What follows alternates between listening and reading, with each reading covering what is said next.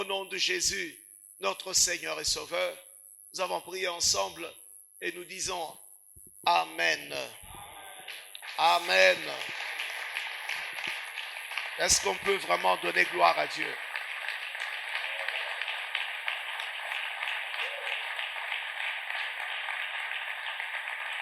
Je vous demande de vous asseoir. Dieu vous bénisse. Merci. Que Dieu bénisse chacun d'entre nous. Vous qui êtes déjà là, que le Seigneur se souvienne de vous ce matin. Chers amis, nous sommes bénis d'être dans la maison de Dieu.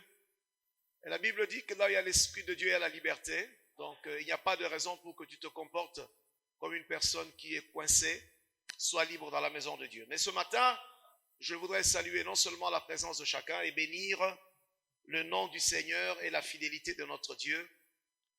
Dieu nous aime. Vous savez, frère, écoutez, je vais vous dire une chose en guise d'introduction, c'est que, quelles que soient les épreuves de votre vie, retenez ceci, que l'amour de Dieu est trop grand pour vous. Oh. C'est une belle déclaration, il me semble. L'amour de Dieu est trop grand. Parce que je ne veux pas que nous donnions de la notoriété au diable. Le diable est en quête de notoriété. C'est comme ça qu'il a besoin que les gens se lèvent pour parler de ses efforts, parler de ses œuvres. Nous avons un Dieu, comme j'ai dit jeudi, dont la notoriété n'est plus à démontrer. Alléluia. Depuis que le monde est monde, ce Dieu a manifesté sa grandeur et il est Dieu. Et ce matin, je voudrais vraiment que tu comptes sur l'amour de Dieu. L'amour de Dieu est puissant. Ah ouais, l'amour de Dieu, écoutez, c'est l'amour qui est manifesté par miséricorde. C'est l'amour qui est manifesté par grâce. Ça veut dire que nous n'avons rien mérité. Dieu est tellement bon, Dieu est tellement merveilleux. Et la Bible dit qu'il fait lever son soleil sur les bons et sur les méchants. Parce qu'il est trop grand, il est trop bon, il est bon. Oh, j'ai dit que Dieu est bon. Alléluia. Il faut le dire, Dieu est bon. Malgré les épreuves de la vie, Dieu reste bon. Dis-le, dis Amen. Je le déclare, malgré les difficultés de la vie, Dieu est bon. Dis avec moi, Dieu est bon. Dis avec moi, en tout temps, Dieu est bon. Alléluia. Même si tu passes par des moments d'incertitude, sache que Dieu est bon.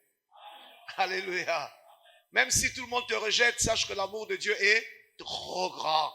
Même si le monde de ténèbres se coalise, on fait venir les agents de par-ci, de par-là, les sorciers et magiciens, mais l'amour de Dieu est tellement grand que malgré tes faiblesses, malgré tes erreurs, Dieu veille sur toi et Dieu te préserve. Dis Amen.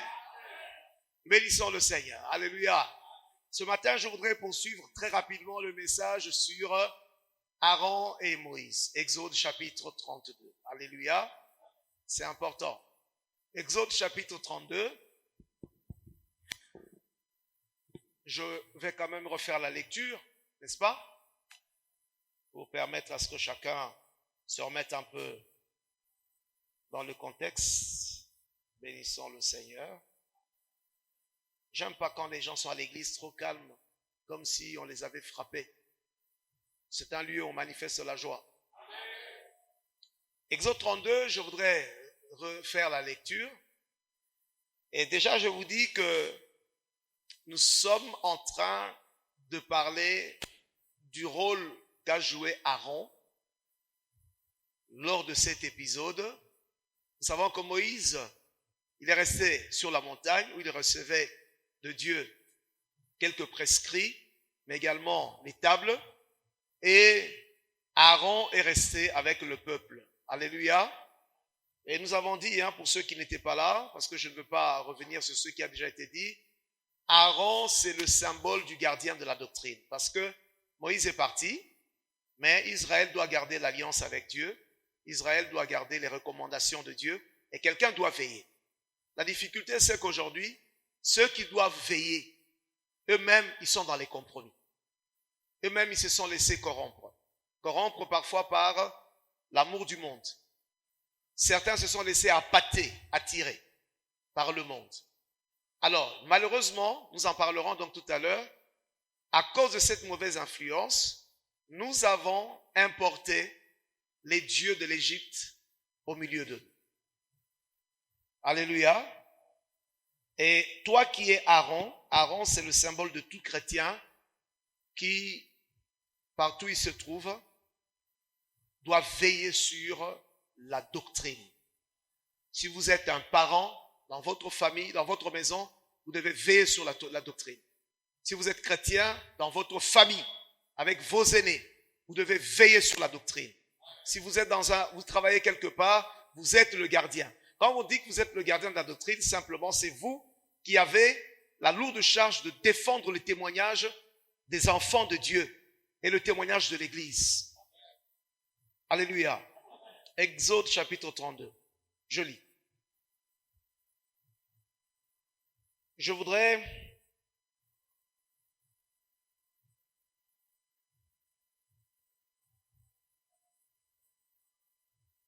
ok, on y va.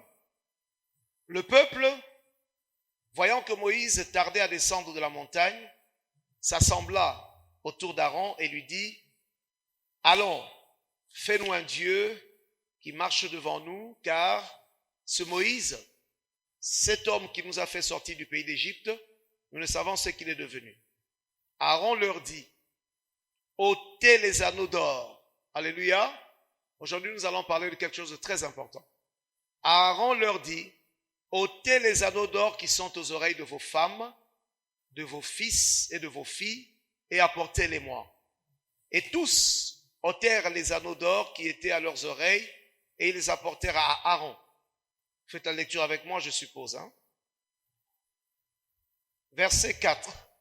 Il les reçut de leurs mains, jeta l'or dans un moule, et fit un veau en fonte. Et ils dirent, Israël, voici ton Dieu qui t'a fait sortir du pays d'Égypte.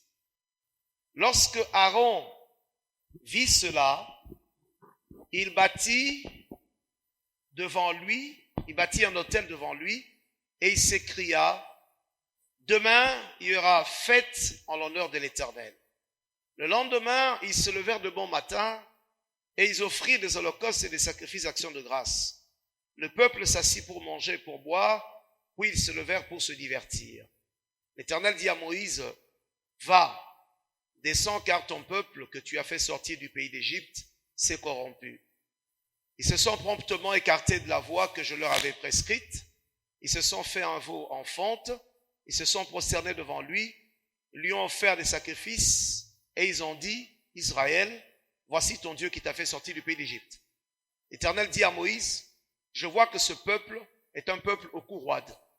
Maintenant, laisse-moi, ma colère va s'enflammer contre eux, je les consumerai, mais je ferai de toi une grande nation. Moïse implora l'Éternel, son Dieu, et dit, pourquoi, ô Éternel, ta colère va-t-elle s'enflammer contre ce peuple que tu as fait sortir du pays d'Égypte par une grande puissance et par une main forte?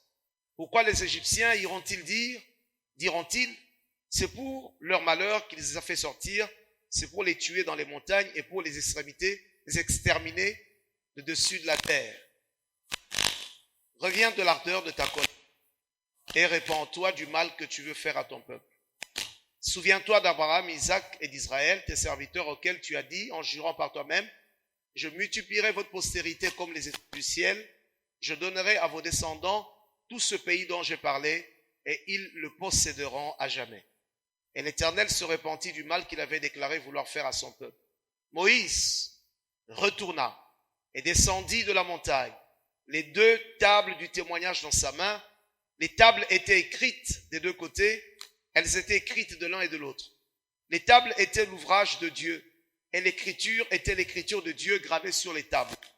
Josué entendit la voix du peuple qui poussait des cris, et dit à Moïse, il y a un cri de guerre dans le camp. Moïse répondit, ce n'est ni un cri de vainqueur, ni un cri de vaincu. Ce que j'entends, c'est la voix des gens qui chantent. Et comme il approchait du camp, vit le veau et les danses. La colère, il vit le veau et les danses.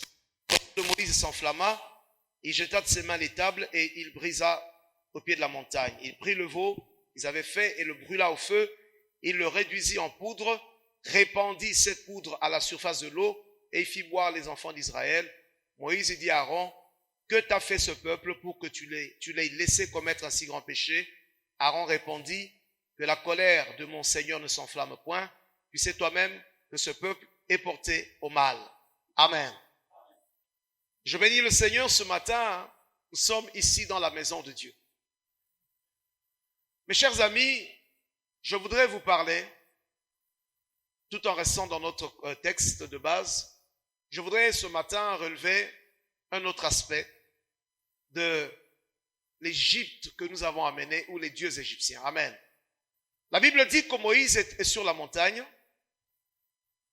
en train de recevoir les directives de l'Éternel, en train de recevoir les instructions, et il a laissé la charge de garder le peuple à Aaron.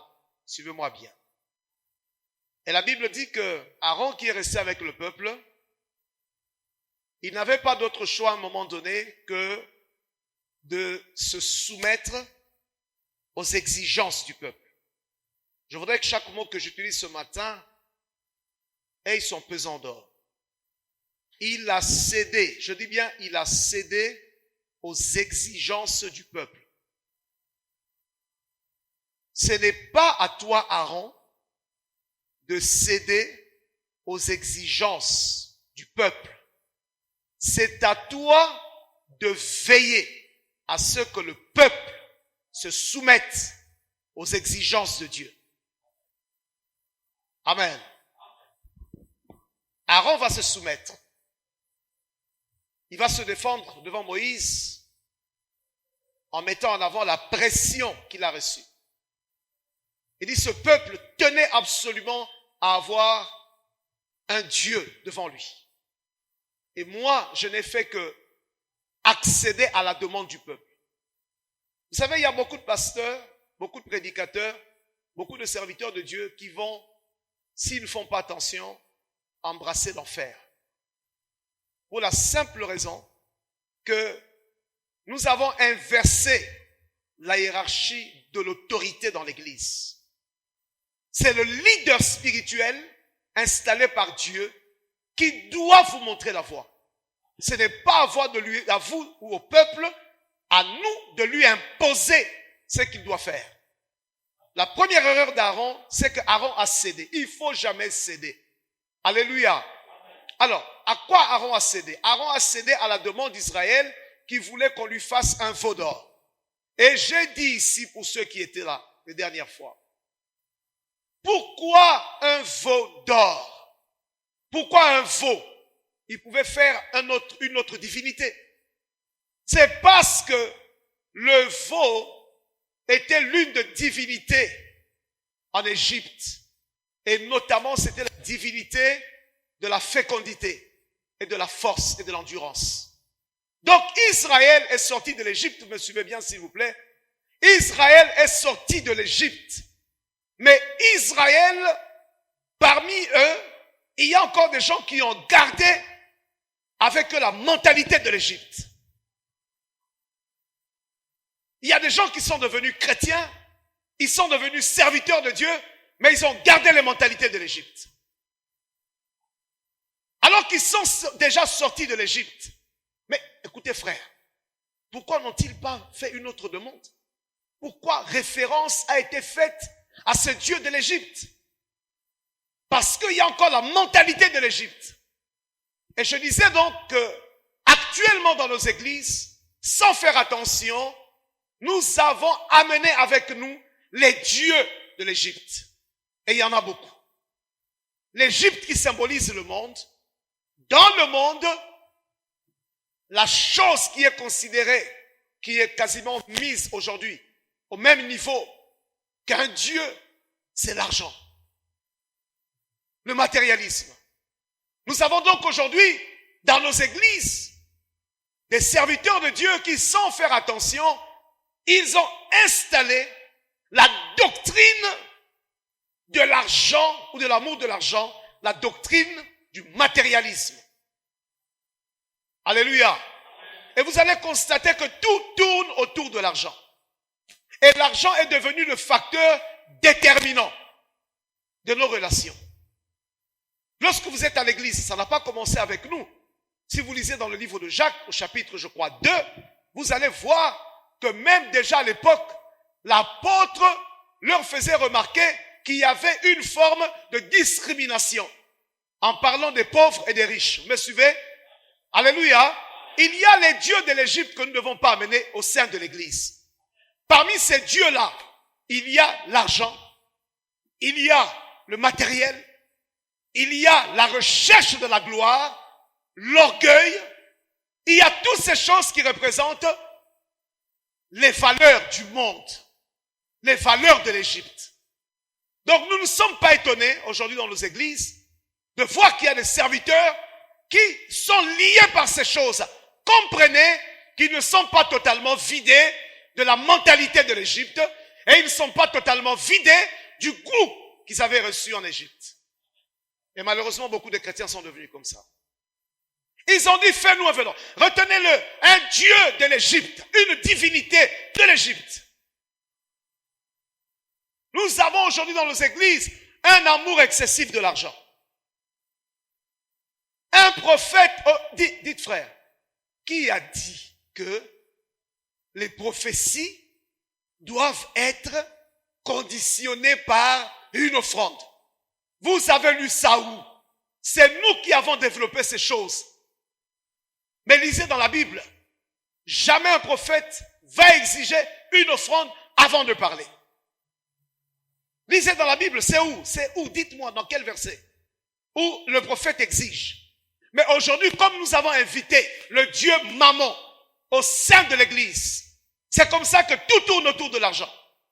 Les prophéties, l'argent. Les prières, l'argent. C'est dommage que le peuple de Dieu accepte de laisser avoir dans ces choses-là. Tu peux dire amen avec moi, alléluia. Alléluia. J'ai dit je ne m'attarde pas dessus parce que j'en avais déjà parlé, il y a également la recherche de la gloire. C'est là que nous sommes arrêtés. Aujourd'hui, les hommes de Dieu veulent la gloire. Les femmes de Dieu veulent la gloire. Tout le monde cherche la gloire. Alléluia. Et vous allez voir qu'on a même modifié les formulations de prière. Je prie au nom du Dieu du pasteur Blaise. Pourquoi voulez-vous prier au nom du Dieu du pasteur Blaise? Est-ce que ce Dieu n'a pas de nom? Est-ce que ce Dieu ne s'est pas révélé? Comment tu es devenu chrétien si ce Dieu ne s'est pas révélé à toi? Ne connais-tu pas son nom? N'est-ce pas que c'est Emmanuel? N'est-ce pas que c'est Dieu parmi nous? Est-ce qu'il ne s'appelle pas Jésus? Mais prie en son nom. Parce que lui-même dit tout ce que vous demanderez en mon nom. Il n'a pas dit ce que vous demandez au nom de votre pasteur. Il y a la recherche de la gloire. Oh, alléluia. D'où viennent les querelles et les divisions dans nos ministères, dans nos églises? C'est la recherche de la gloire. Personne ne veut être plus petit. Personne ne accepte de s'abaisser. Tout le monde veut être grand. Et à ce jeu-là, parfois, nous perdons certaines valeurs, telles que le respect des aînés. Comment toi qui es pasteur, tu t'opposes à ton père spirituel, à ton apôtre et tu l'insultes? C'est normal.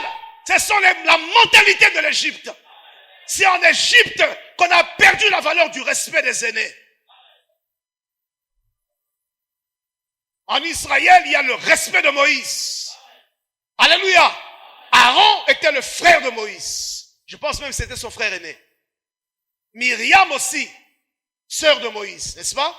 À un moment donné, ils se sont permis de se rebeller contre Moïse. Mais Dieu leur a démontré une chose, que dans la notion, alléluia, de la hiérarchie, selon la doctrine de notre Dieu, on respecte les ouins, ce que Dieu a appelé.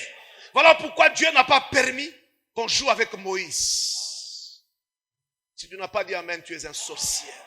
Dis amen bien. La recherche de la gloire.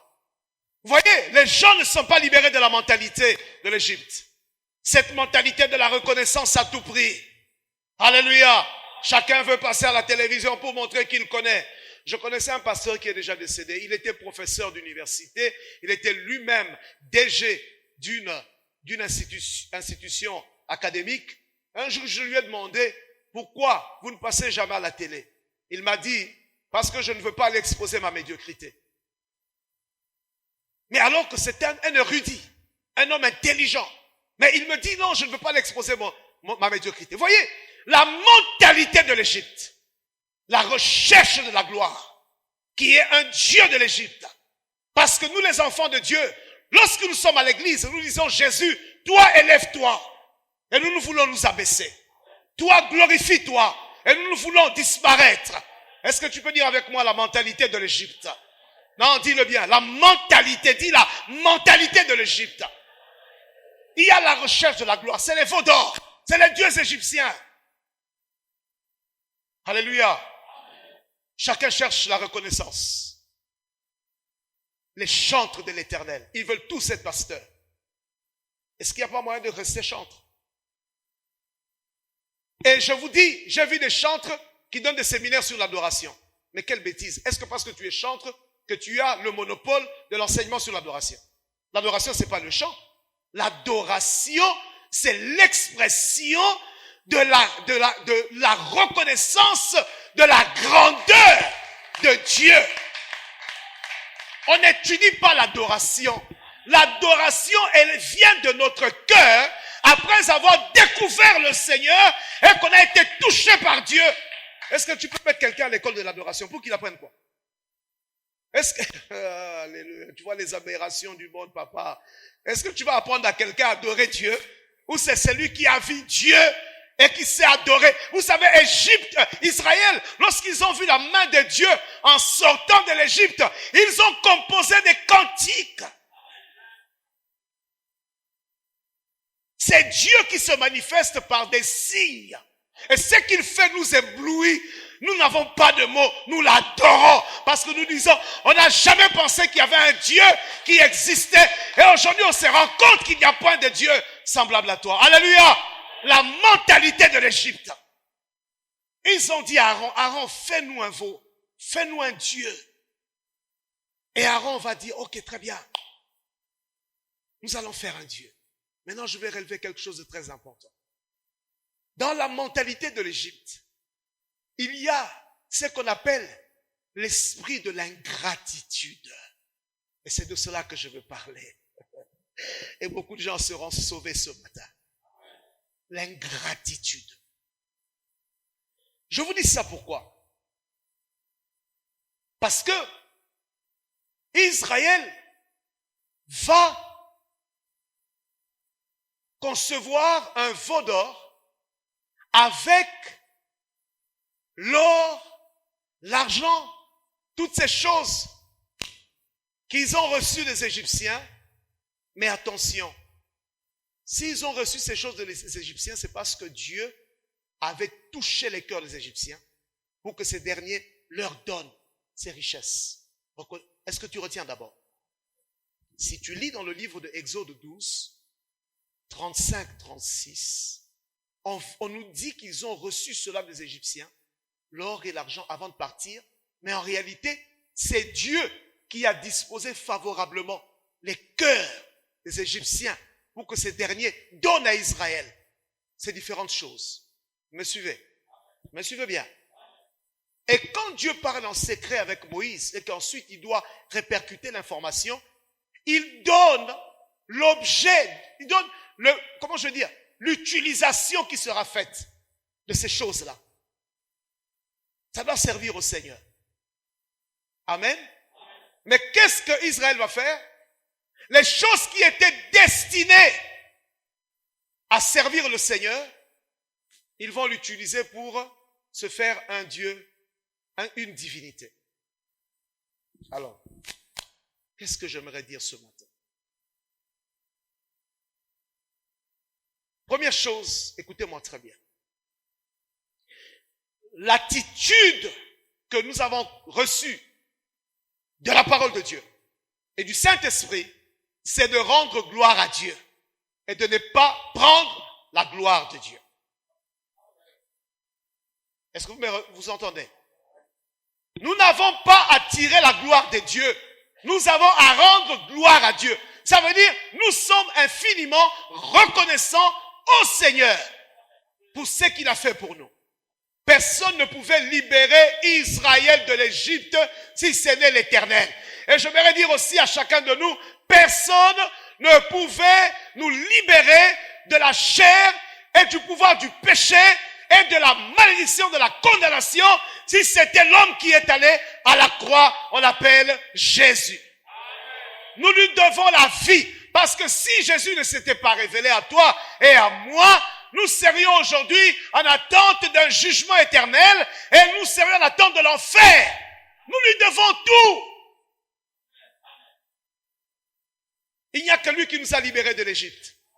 Ce n'est pas le pasteur, ce n'est pas le prophète, ce n'est pas l'apôtre, ce n'est pas le bishop, ce ne sont pas les cantiques que vous écoutez qui vous ont libérés. C'est l'œuvre de la croix, c'est l'œuvre de Golgotha, c'est le sacrifice de l'agneau. C'est lui, c'est par lui, et nous lui devons tout. Amen. Donc Israël doit sa liberté à qui? À Dieu. Tu n'es pas sorti de l'Égypte par ton intelligence, tu es sorti de l'Égypte par la grâce de l'Éternel. Amen. Maintenant, quel est notre message ce matin? Notre message, c'est que, les gens doivent rester, nous devons comprendre que nous devons tout à Dieu. Israël sort de l'Égypte. Les objets qui sont destinés à être consacrés pour le service de l'Éternel, Israël va s'en servir pour rendre gloire à un Dieu d'Égypte. Il y a beaucoup de chrétiens qui, lorsque Dieu les a libérés, affranchis, le Seigneur les a élevés, le Seigneur les a bénis, ils prennent les mêmes retombées de cette délivrance pour rendre gloire au monde au lieu de rester dans la reconnaissance au Seigneur. L'or et l'argent, je dis encore qu'ils ont utilisé, l'or particulièrement pour le veau d'or, qu'ils ont utilisé, c'est de l'or qu'ils ont reçu de l'Égypte parce que Dieu a convaincu les Égyptiens. J'aimerais vous dire, frère,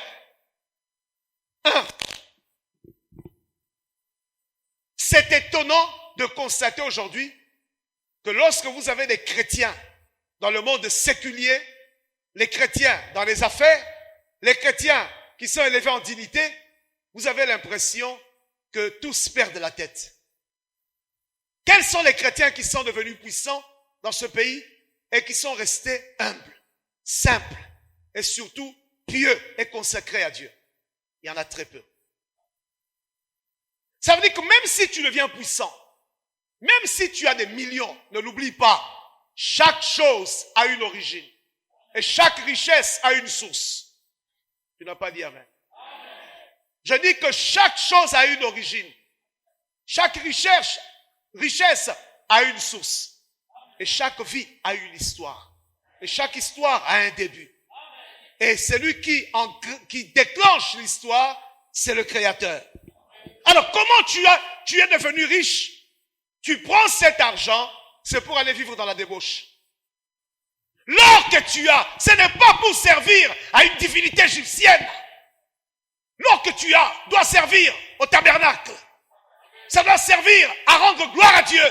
Alléluia. Si vous avez reçu une maison, vous avez reçu de l'argent, c'est pour rendre gloire à Dieu. En fait, tout ce que nous avons appartient à Dieu. Tu n'as pas dit amen, pourquoi? Il y a des gens, lorsqu'ils sont dans des petites maisons, dans les bicoques, il est dans des conditions modestes. Là, tu vois, il prie Dieu avec ferveur. Le jour où il devient ministre ou je ne sais qui, dans une grande maison, la prière devient lente. Les moments de prière sont quasi inexistants. Non, vous rendez gloire à qui? Lorsqu'il faut venir au culte le dimanche, il ne vient pas au culte, mais il est champion dans les fêtes mondaines, les samedis, les vendredis, où il est en train de siroter là-bas le champagne, il boit l'alcool, il fait tout ce qu'il y a comme un mondain. Il a oublié que cela doit servir à la gloire de Dieu. L'argent que tu as reçu doit servir à la gloire de Dieu. Où sont tes offrandes? Où sont tes dîmes?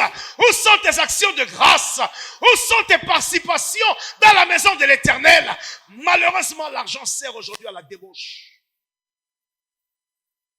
L'argent sert à la débauche. Est-ce que vous trouvez normal que des pasteurs prennent l'argent de l'offrande pour aller vivre avec les prostituées. Mais ça vient d'où ces choses? Il y a un problème là. Beaucoup ne sont pas libérés de la mentalité de l'Égypte. Voilà pourquoi, lorsque vous venez à l'église, acceptez les enseignements d'affermissement. Parce qu'on doit vous faire un recyclage. Vous devez comprendre ce que c'est que la marche chrétienne. Sinon, vous aurez de la confusion. Je n'ai pas entendu. L'or doit servir à quoi? L'or doit servir à quoi? L'or doit servir au tabernacle. Ça veut dire le sanctuaire. À quoi sert notre argent aujourd'hui? Amen. Ce qui est terrible, frère, je pose toujours cette question. Quelle est cette bénédiction de Dieu qui conduit au péché? C'est laquelle? Est-ce que Dieu peut vous promouvoir pour que vous deveniez pire qu'un païen? Dieu ne fait pas des choses en ce... J'aimerais vous dire, retenez ceci. Si Dieu ne trouve pas d'intérêt dans ce que vous faites, il ne marchera pas avec vous. Dieu doit trouver un intérêt. S'il a fait prendre l'or, l'argent et tout ce qu'ils ont pris en Égypte, l'intérêt de Dieu, c'est que cela doit servir dans le sanctuaire. Mais est-ce que Dieu trouve un intérêt? Dis-moi, quel est l'intérêt de Dieu lorsque vous vivez dans la débauche? Quel est l'intérêt de Dieu lorsque tu deviens orgueilleux, prétentieux? J'ai même vu dans les églises, allez seulement dans les manifestations des chrétiens. Vous allez voir, on a mis même des échelons, les grands serviteurs et les serviteurs moyens. Et il n'existe pas de grands serviteurs. Parce que les serviteurs de Dieu sont des esclaves de l'Éternel. Dites-moi, parmi les esclaves, qui est le plus grand? Mais nous sommes esclaves. Alléluia. Nous sommes esclaves. Parmi les esclaves, vous en trouvez qui sont plus robustes. Il y en a qui sont minces, mais ils sont tous esclaves. Et la Bible dit de la part de l'Éternel, Jésus a dit, tous les serviteurs, quelle que soit l'heure à laquelle ils vont arriver, ils auront le même salaire. C'est la mentalité du monde qui veut qu'on soit plus grand. On estime qu'on est plus grand. Il n'y a pas de plus grand. C'est la mentalité du monde. Tu retiens avec moi. Il faut apprendre à rendre grâce et gloire à Dieu. L'ingratitude. Dieu m'a donné un travail. Ce travail, je le dois à Dieu. Dieu m'a donné des enfants. Ces enfants, je les dois à Dieu. Dieu m'a donné une maison. Cette maison, je la dois à l'Éternel. Et ça doit servir comme sanctuaire. Ça veut dire que je dois inviter des hommes et des femmes de Dieu. Prions dans cette maison. Je peux même en faire une cellule de prière. Parce que la gloire doit retourner au Seigneur. Est-ce que tu retiens? Israël prend l'or, Israël fait un veau d'or. Il rend d'abord gloire au monde, au Dieu de l'Égypte. Et c'est ce que nous commençons à faire. Il y a des choses qu'il faut bannir. Alléluia. Tout ce que j'ai doit rendre gloire à Dieu. Si j'ai eu un diplôme, c'est pour rendre gloire à Dieu. Ce n'est pas pour devenir prétentieux. Parce qu'aujourd'hui, les frères, dès que quelqu'un a un diplôme, et puis vous savez qu'il y a une quête de diplôme dans ce pays qui est simplement une question de complexe. Les gens sont complexés, ils pensent qu'à force de multiplier les diplômes, ils seront plus importants dans la société. Ça ne veut rien dire. Allez dans les sociétés occidentales, vous allez trouver des hommes politiques puissants. Ils ont combien de diplômes? Licenciés, ça s'arrête là. Le reste, c'est l'expérience professionnelle.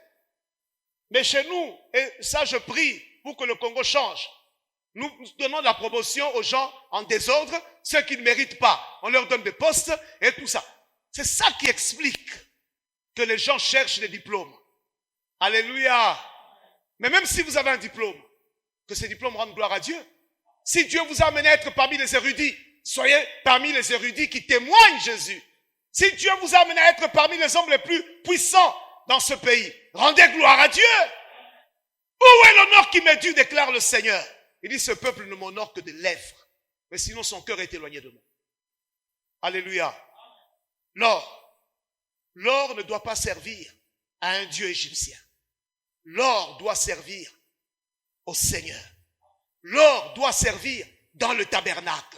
Alléluia. Je dis, l'or doit servir au tabernacle, au sanctuaire. Alors je disais qu'il y a l'ingratitude. l'ingratitude parce que c'est Dieu, retenez ce que je vous ai dit, c'est Dieu qui a convaincu les Égyptiens de donner ces choses. Donc, nous devons cela à Dieu. Mais aujourd'hui, nous rendons cela au monde. Je dis ça pourquoi? Parce que nous avons constaté que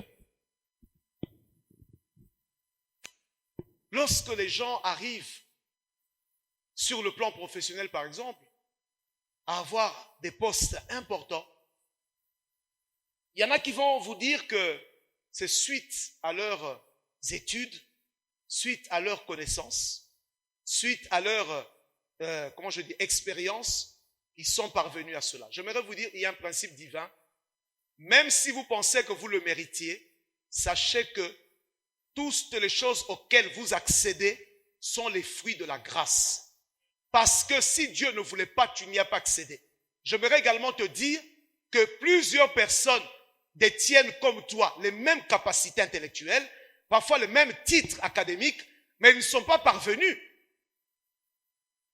à la même réussite. Retenez que c'est Dieu qui fait grâce. Il y a un principe de la Bible dit que c'est Dieu qui élève et c'est Dieu qui abaisse. Si tu n'as pas dit Amen, je serais étonné. Tu peux dire Amen bien. Donc, j'ai vu des gens maintenant qui veulent mettre en avant leur réseau d'amitié. Ils vont vous dire, non, moi je connais tel. C'est parce que je le connaissais depuis des années qu'il a accepté de me donner ce travail. C'est parce qu'il me connaissait. Frère, il y a de certains endroits, les gens arrivent avec des galons. Ça, c'est le problème des Congolais. Non, c'est la mentalité de l'Égypte. Tu arrives quelque chose, oh, excellence, excellence. Frère, ne viens pas avec ces choses ici. Ici, c'est l'église. Si tu viens, même si tu viens avec une cohorte des gardes du corps, ils vont rester dehors, à moins qu'ils soient chrétiens. S'ils sont chrétiens, ils laissent les armes dehors. Ils entrent à l'église pour adorer Dieu. Et toi-même, tu entres à l'église et tu adores Dieu. Il ne faut pas jouer avec ces choses-là. Et vous savez, le christianisme congolais, parfois c'est un christianisme superficiel. Le roi des Belges, à l'époque, il s'appelait Baudouin. Allez vérifier dans les annales. Cet homme était un catholique charismatique. Lorsque on a voulu légaliser l'avortement, ce roi-là a dit, je ne suis pas d'accord. Et on lui a dit, si tu n'es pas d'accord, c'est que tu vas abdiquer. Il dit, oui, j'accepte d'abdiquer. Parce que si tu n'es pas d'accord avec une loi qui est votée, dans l'une des chambres, je crois que c'est l'Assemblée, l'équivalent de l'Assemblée, là, c'est le roi qui promulgue. Et si le roi n'est pas d'accord, il perd son trône pendant 48 heures. Donc pendant 48 heures, tout peut arriver. Mais imaginez-vous un catholique charismatique. Il a accepté pendant 48 heures. Il dit, je perds mon trône, mais parce que j'ai des valeurs bibliques. On ne peut pas interrompre la vie. Il dit, je refuse. Je ne promulgue pas cette loi. Vous voyez? Mais nous avons la mentalité mondaine. Nous commençons à vivre sur le standard des païens. Est-ce qu'un ministre de Dieu doit être comparé à un ministre du monde? Non. Jamais, ça n'a rien à voir. Nous devons tout à Dieu. Même si je deviens puissant financièrement, je le dois à Dieu. Mais nous sommes devenus ingrats. N'est-ce pas, jeune homme? Nous devons tout à... Dis avec moi, je dois tout à Dieu. Tu ne l'as pas dit, dis, je dois tout à Dieu. Vous voyez, ils ont la mentalité de l'Égypte, jusqu'au point où aujourd'hui, même les serviteurs vont s'agenouiller devant les dignitaires de ce pays pour demander un petit avantage. Ne compte pas sur moi. Je ne le ferai jamais. Alléluia. Je ne peux m'agenouiller que devant l'Éternel.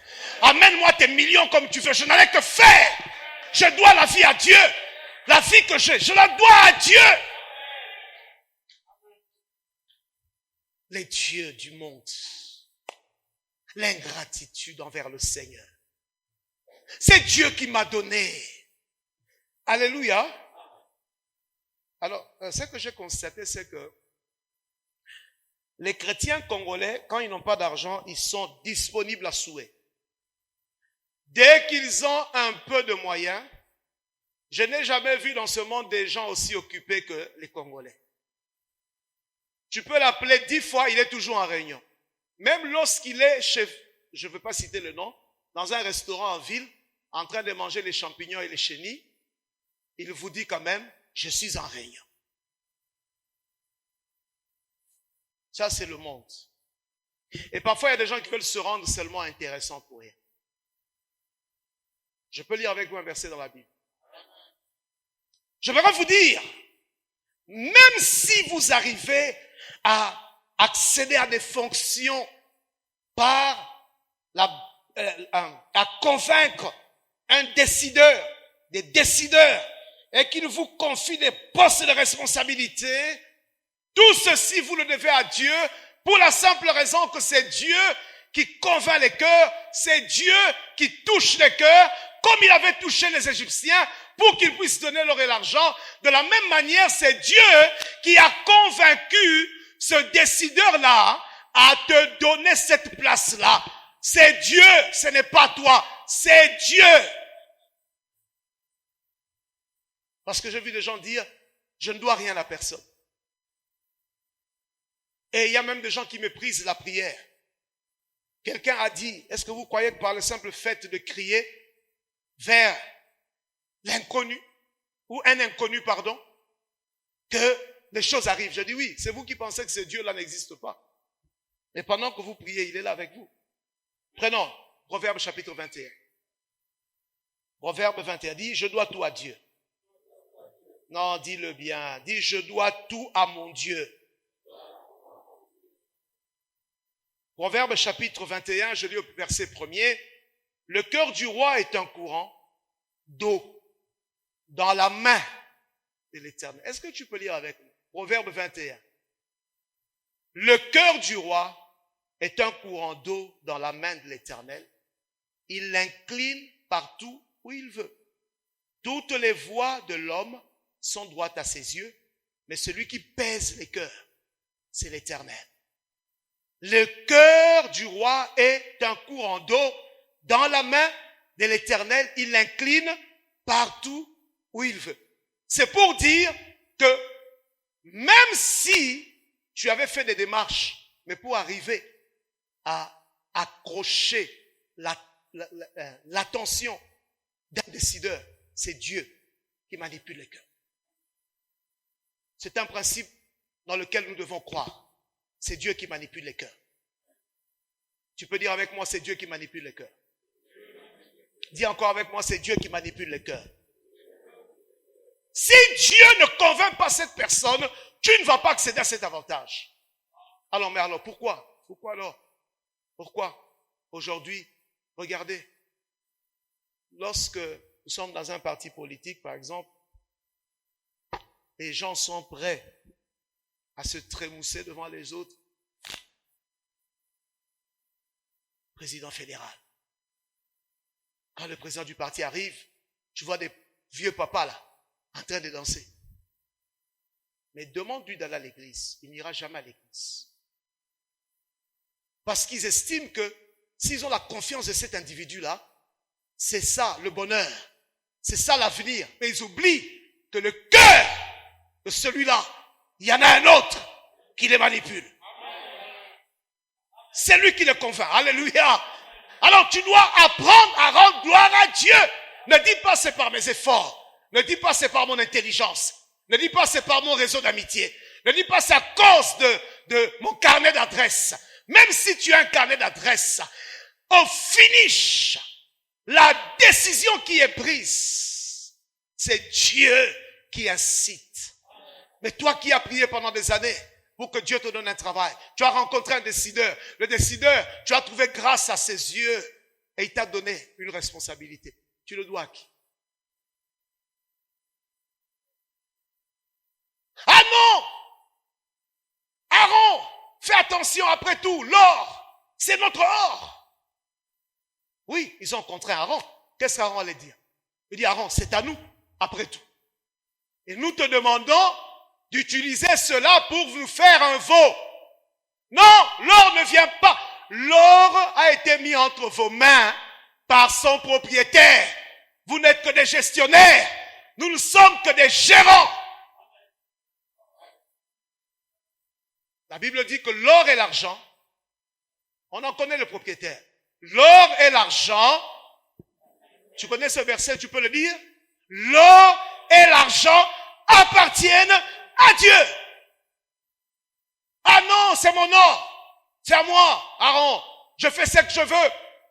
C'est moi. Le ministre, c'est moi. Le DG, c'est moi. Dis, c'est moi le patron, c'est pas vous, c'est moi. Je fais ce que je veux. Nous lui disons, non, tu ne fais pas ce que tu veux. Tu dois rendre gloire à celui qui a déposé cela entre tes mains. Alors, je vais dire donc à tous ceux qui prétendent qu'ils ne doivent rien à personne, il faut leur dire que c'est faux. Vous devez cela à celui qui a convaincu les personnes qui étaient en face de vous. Vous savez, j'ai une anecdote à vous donner. Permettez-moi, s'il vous plaît. J'avais une activité à l'époque dans les finances. Et un ami pasteur a rencontré quelqu'un qui était le bras droit d'un grand décideur. Et quand cet ami pasteur a rencontré ce monsieur-là, en échangeant, il a pensé à moi. Il dit non, comme le pasteur là-bas, lui aussi, il est dans les mêmes activités, je peux les mettre en connexion et on va faire un réseau. Il est venu m'en parler, je parle très rapidement, je dis oui, il n'y a pas de problème. On va rencontrer ce monsieur-là. On rencontre le monsieur me dit, pasteur, je suis content de vous, de faire votre connaissance, mais on va organiser un rendez-vous avec ce décideur-là. C'est très important. Ok. Le jour du rendez-vous est arrivé, on est parti. Et moi, et mon ami pasteur, qui lui a déjà fréquenté les lieux, fréquenté l'autre, sommes allés jusque chez le fameux décideur. Amen. Tu me suis bien? Nous arrivons là-bas, nous étions dans une petite, comment je vais dire quoi? Une petite pièce. Et là-bas, il y a des caméras. Celui qui nous a amenés est allé vite vers le décideur, ils ont parlé, il est revenu. Alors, il nous regarde, il dit, mais je ne sais pas ce qui arrive. Le monsieur est en train de regarder dans la caméra. Il dit non. Il dit que le pasteur Blaise entre. Pas toi. L'autre dit, mais enfin, comment ça? Mais c'est moi qui l'ai amené. Il dit, non, mais il ne sait pas. Lui, il préfère que lui entre. Tu vas expliquer ça comment? Il dit, non, il dit que lui entre. Je dis, ok, laissez-moi aller. C'est Dieu qui convainc. Et donc, si aujourd'hui tu t'es retrouvé là où tu es, c'est Dieu. Alléluia. C'est Dieu. Dis avec moi, c'est Dieu. Mais pourquoi l'or sert alors pour le monde? Pourquoi les avantages que tu as eus par ce poste servent aujourd'hui au monde? Les gens sont devenus ingrats. Ils ne savent plus rendre gloire à Dieu. Même dans les églises, lorsque c'est un serviteur qui a prié pour vous, il veut faire de vous votre esclave pour que vous lui soyez reconnaissant en permanence. Non! Dieu utilise les hommes. Oh! Alléluia! Même si c'est par moi que tu es guéri de ta maladie là, tu dois la guérison à Dieu. Ce n'est pas à moi. Dieu utilise les hommes. Et aujourd'hui, les gens veulent nous garder, vous garder dans une forme de captivité. Vous leur devez tout. C'est une dépendance. Dieu n'aime pas ça. Dieu veut que tous rendent gloire à son nom. Que personne ne tire la gloire de Dieu. Aujourd'hui, frère, je parle clairement et je le dis encore avec toute autorité. Un prophète, c'est un messager. Il doit jouer son rôle, c'est de vous donner le message. Le reste, ça ne le concerne plus. Mais aujourd'hui, les prophètes, les messagers veulent être omniprésents. Mais ils risquent même de gêner l'action de Dieu. On ne peut pas être à deux pour travailler. Dieu t'a envoyé comme messager. Donne le message. Ensuite, retourne chez toi. Parce qu'il y a aussi d'autres messagers. Mais aujourd'hui, les prophètes veulent garder les gens. Ils veulent. On fait des suivis des messages. Frère, vous allez faire le suivi de quel message? Parce que celui qui a fait donner le message, c'est Dieu. Celui qui a les moyens d'accomplir ce message, c'est Dieu. Quel est le rôle que vous allez jouer? Tout ça parce que les gens veulent la gloire. Et nous aussi, Nous n'avons pas appris à rendre gloire à Dieu. Nous avons appris à rendre gloire aux hommes. Offrande de rachat. Frère, j'aimerais déjà vous dire, si un pasteur vient chez vous et vous demande de donner une offrande de rachat, dites-lui de ne pas bouger là où il est. Appelez-moi. Mettez le téléphone sur main libre. Je vais utiliser des mots qui vont l'amener à se convertir. Parce que ça ne sera pas tendre. Il n'y a pas d'offrande de rachat. Mes frères, c'est une abomination doctrinale. Il n'y a qu'une seule offrande de rachat. Parce que la rémission, nous la devons à Jésus. Il n'y a aucune offrande de rachat. Alléluia. Que personne ne vienne te dire, donne une offrande pour que la malédiction de la famille s'arrête. Dis-lui que tu es un menteur. Il est écrit dans la parole de Dieu que nous avons été rachetés de la vaine manière de vivre, hérités de nos pères, non par les moyens des choses périssables, ni l'or, ni l'argent, mais c'est par le moyen du sang de l'agneau. Quel rachat? Quel rachat? Vous voulez nous racheter de quoi? À la croix, quelqu'un a déjà payé le prix. Lorsqu'on est déjà sorti de l'Égypte, on est déjà sorti de l'Égypte. J'aimerais vous dire, frère, ou nous croyons à la croix, ou nous ne croyons pas à la croix. Lorsque tu as reçu Jésus, la Bible dit que lorsque quelqu'un est en Christ, il est devenu une nouvelle créature. Toutes choses sont passées et toutes choses sont devenues nouvelles. Est-ce que tu peux entendre ce que je dis? Ah! Je ne dois rien à personne.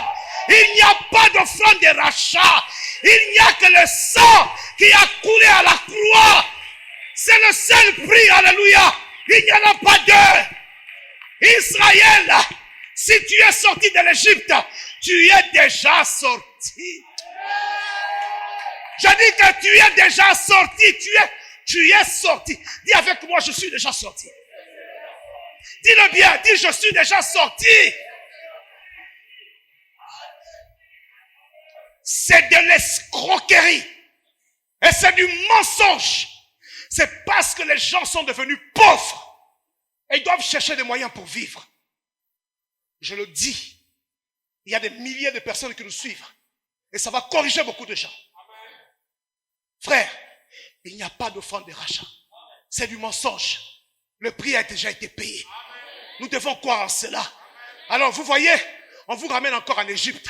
Vous continuez encore à croire que non, je suis lié, je suis enchaîné. Mais alors, qu'est-ce que Jésus a fait alors? Qu'est-ce que Jésus a fait? Dites-moi. Il est écrit dans le livre de Colossiens, il a effacé les actes. Dans les ordonnances, nous ont condamnés. Alors, qui te dit que tu es en Égypte? Tu n'es plus en Égypte. Tu es devant les combats de la vie. Mais toi, tu n'es plus de l'Égypte. Jésus a dit aux disciples, vous êtes dans ce monde, mais vous n'êtes plus du monde. Vous n'appartenez pas au monde. Vous appartenez au royaume de Dieu. Est-ce que tu peux dire Amen, Alléluia? Est-ce que tu peux dire Amen, Alléluia?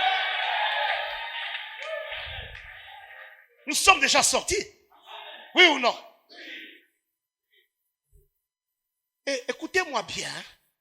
Dieu ne doit jamais se dédire. Lisez la Bible avec intelligence.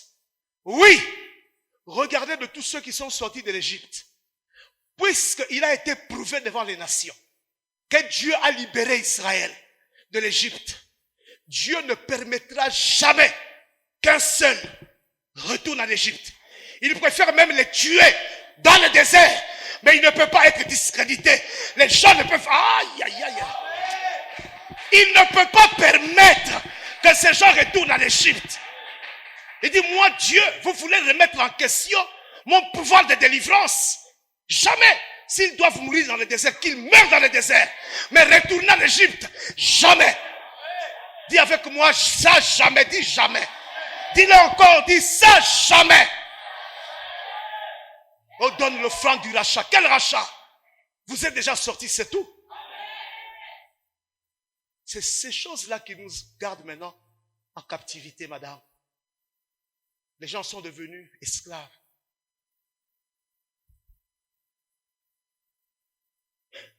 Dieu m'a amené chez toi ce matin. J'étais à la montagne. J'ai vu dépose l'offrande, le don de l'élévation. Dis-lui, l'élévation ne viendra ni de l'Orient, ni de l'Occident. L'élévation viendra de l'Éternel qui a fait les cieux. En fait, je vous dis tout ça pourquoi? Parce que nous tous les chrétiens, sans faire attention, nous avons perdu la confiance en Dieu. Et nous avons remis en question le pouvoir de la délivrance que Jésus a opéré. Et c'est un danger. C'est comme ça que tu vois, avec l'or et l'argent, qu'est-ce que les gens font? Ils ont plus facile à retourner vers les hommes parce que on a oublié en réalité que la sortie est déjà faite et que nous devons seulement à Dieu. Nous ne devons plus à personne. Est-ce que tu es béni? Les cœurs des rois sont entre les mains de Dieu.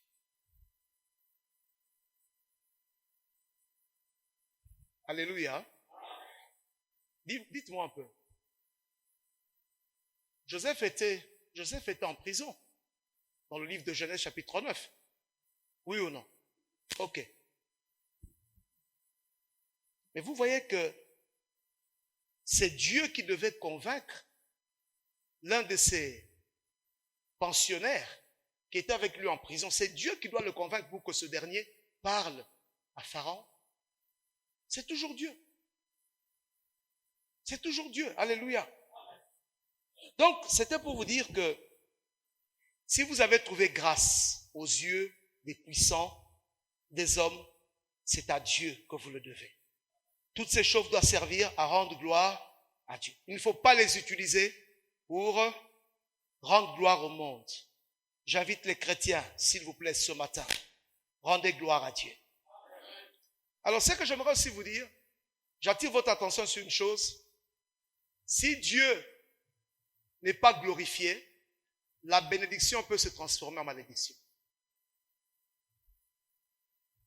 Amen. Il y a beaucoup de gens dont la bénédiction s'est transformée en malédiction.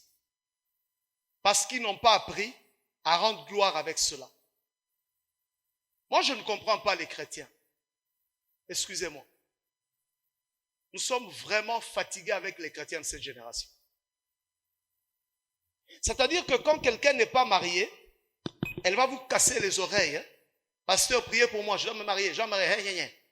Elle se marie, vous commencez à lui demander, ma soeur, on ne te voit pas à l'église. Ah non, je dois m'occuper de mon mari. Franchement. Est-ce que ça devait servir à ça? Il fallait plutôt que ça soit moi et ma maison. Nous servirons le Seigneur. Retenez, s'il vous plaît, que tout ce que Dieu nous a donné, c'est pour rendre gloire à Dieu. Alors, j'en profite pour dire que dans la vie d'un chrétien, il a le temps de faire ses business, il a le temps de vaquer à ses occupations, mais il doit avoir un temps, parce que nous sommes reconnaissants à Dieu en permanence. Il doit avoir un temps pour Dieu. Mais où passent les chrétiens dans la semaine? Dans toutes nos églises, on souffre parce que les gens ne retiennent que le dimanche. Mais alors qu'ils doivent être reconnaissants au Seigneur en tout moment. Lorsqu'il faut aller dans des manifestations païennes, ils y vont. Lorsqu'il faut aller chez les amis, on y va.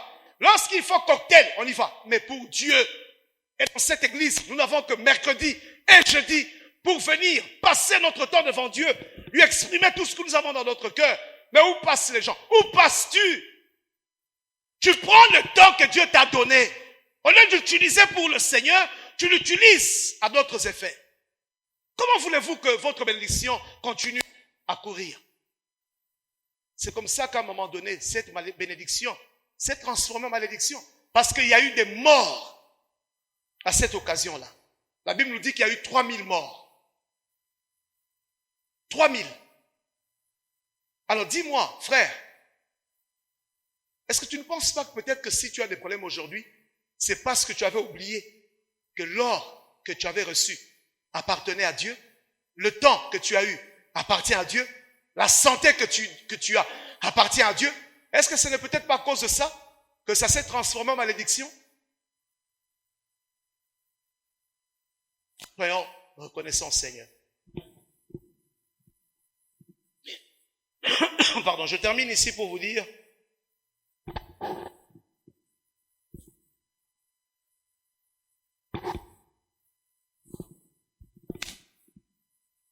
C'est pour vous dire que, en réalité, notre Dieu est le maître de chaque circonstance et de chaque événement dans la vie. Pour ceux qui sont chrétiens, je parle bien des chrétiens, parce qu'il y a des gens qui ne sont pas chrétiens mais qui sont dans les églises. Mais pour celui qui est chrétien, il sait qu'en toute chose, je rends gloire à Dieu. Je vois les musulmans, quand ils veulent honorer leur Dieu, ils n'ont pas honte. Vous allez dans leur nation, ils vous imposent. Une fois, je suis allé, excusez-moi, je suis allé dans un pays arabe et j'avais besoin d'argent pour faire mes opérations et on m'a envoyé l'argent par un canal.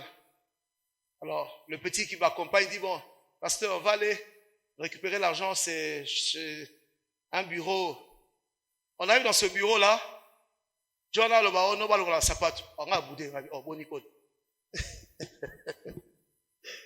il faut enlever les chaussures. Moi, je dis, je vais enlever les chaussures, pourquoi? Oh non, et pas la banque, ça l'a ramené, moi. J'ai dit, ah non. Soit ils apprennent à nous amener la banque, on a salaté. Ah, mais oui. Et le petit dit, ah, pasteur, faisons seulement.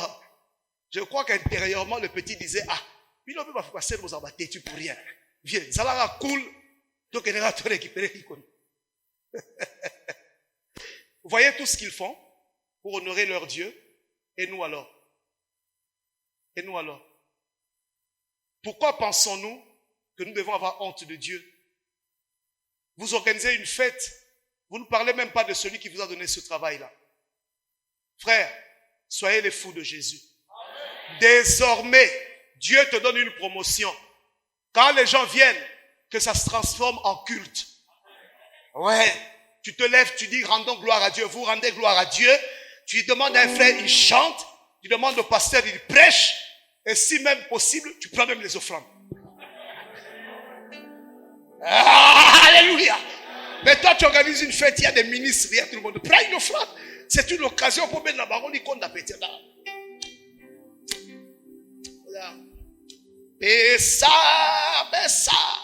Pessa.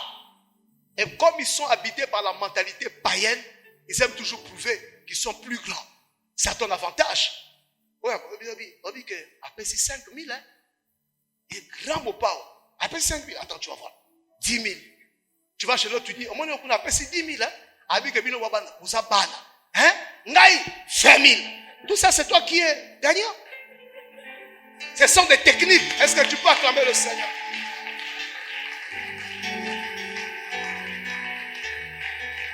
Amen. On appelle ça les stratégies. Alléluia. Tu as retenu avec moi? C'est Dieu qui m'a fait sortir de... C'est Dieu qui m'a... Dis-le avec moi.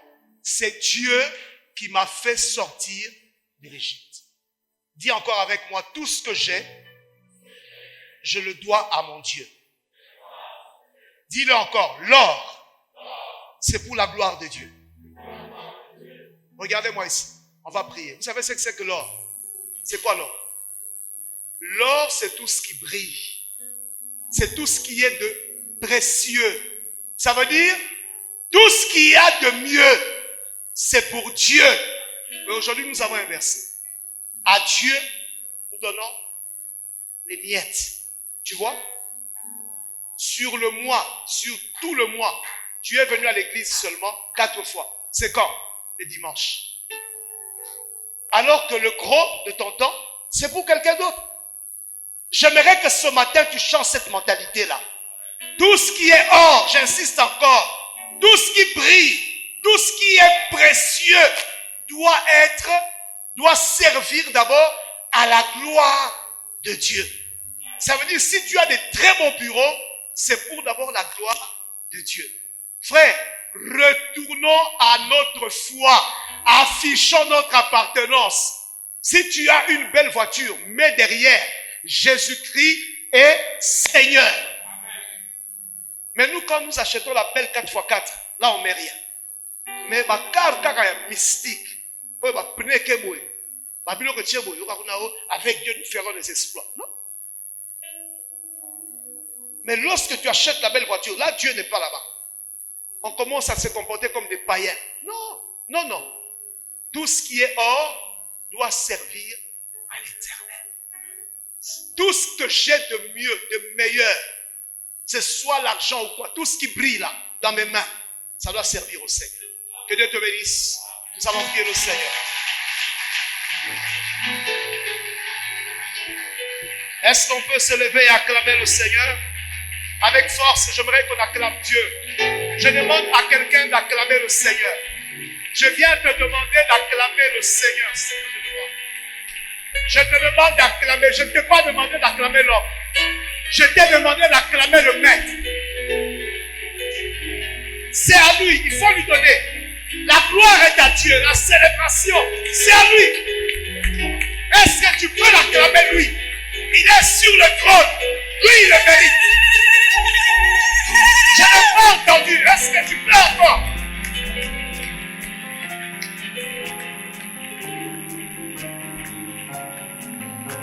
Mélodie venue du ciel. Alléluia. Nous allons encore proclamer que notre Dieu est sur le trône. Présentons nos mains au Seigneur, nous allons prier. Merci Seigneur Jésus. Alléluia. Dieu est bon. Un chant doux et merveilleux, tous les anges en harmonie, d'une seule voix célèbre ton nom. Ta puissance et ta grandeur, ta gloire remplisse l'univers, ton éclat et ta splendeur, ta beauté sont incomparables. Oh, mélodie, mélodie venue du ciel, un chant doux et merveilleux, tous les anges en harmonie, d'une seule voix, célèbre ton nom, ta puissance, et ta gloire remplisse l'univers. Jésus, ton éclat et ta splendeur, ta beauté sont incomparables. Tu es saint.